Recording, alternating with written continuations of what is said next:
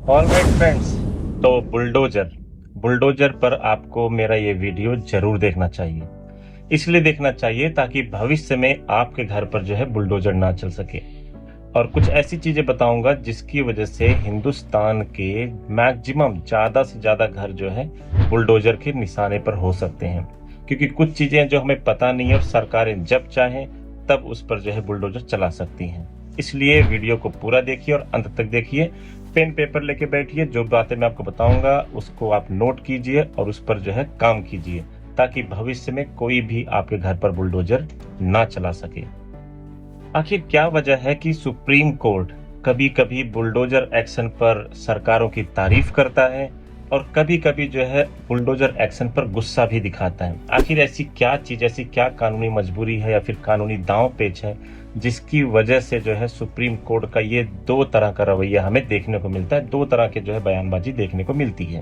Bulldozer का आविष्कार 1923 में जेम्स कमिंग और मैकलॉयड नाम के एक जो है दो लोगों ने मिलकर किया था और पर्पज था निर्माण करना। लेकिन आज के जमाने में निर्माण तो हो ही रहा है बुलडोजर से, लेकिन बुलडोजर जो है विध्वंस का प्रतीक बनते जा रहा है। जैसे कि इस बीजेपी नेता को आप देख सकते हैं कि इन्होंने बिना शासन के आदेश के, बिना प्रशासन के किसी आदेश के एक डिस्प्यूट प्रॉपर्टी पर अपनी मर्जी से ही बुलडोजर चला दिया। जब ये बिना टाइम बर्बाद किए हुए पेन और पेपर लेके बैठ जाइए और देखते हैं क्या क्या पॉइंट्स हैं जिनकी वजह से हमारा घर बुलडोज हो सकता है या नहीं, और अगर हो सकता है तो हम इसको कैसे बचा सकते हैं और क्या क्या चीजें हमें करने की जरूरत है। तो चलिए शुरू करते हैं।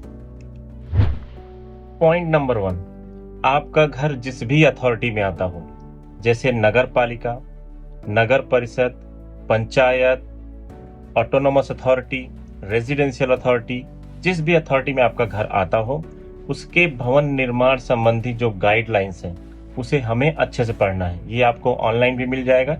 पॉइंट नंबर 2, अगर आपका घर पहले से ही बना है तो एक आर्किटेक्ट को पकड़ें, एक आर्किटेक्ट से कांटेक्ट करें और उससे घर का एक नक्शा बनवा लें और उसका एक कॉपी कुछ फीस देकर, जो भी वहां पर लगेगा फीस देकर, उस नक्शे को आप पास करवा लीजिए।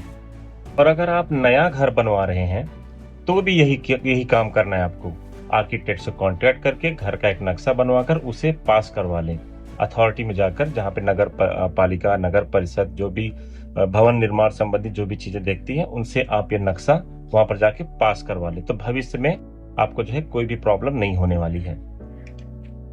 पॉइंट नंबर 4, जिन लोगों के पास अपने रजिस्ट्री के कागज नहीं है, जैसे जो पैतृक संपत्ति होती है तो उनके कागज नहीं है, तो उनका जो है आप कागज बनवाने के लिए आप सरकारी बिल वगैरह यूज कर सकते हैं और अपने लोकल अथॉरिटी में कांटेक्ट करेंगे तो आपको पूरा गाइडलाइंस वहां से मिल जाएगा कि क्या क्या आप जमा करके अपना पूरा कागज, अपना पूरा डॉक्यूमेंटेशन अच्छे से कर सकते हैं, पक्का डॉक्यूमेंटेशन कर सकते हैं। इसके बाद, ये सब करने के बाद, कानूनी रूप से आपका घर कोई नहीं गिरा सकता है।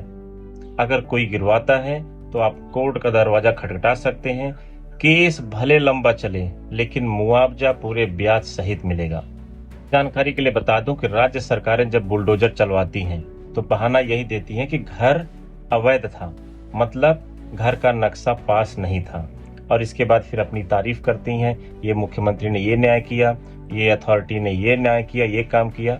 जबकि हमारा गलती ये होता है कि हमारे घर का एक नक्शा जो अथॉरिटी से पास किया हुआ नहीं होता। अगर वो पास रहेगा तो कोई प्रॉब्लम नहीं। फिर एक और बात बता दूं, देश के अधिकतम आबादी के घरों के नक्शे पास नहीं हैं और इसीलिए जो है सरकारें इस कानून का फायदा उठाती हैं और हमारे घर को अवैध घोषित कर देती हैं।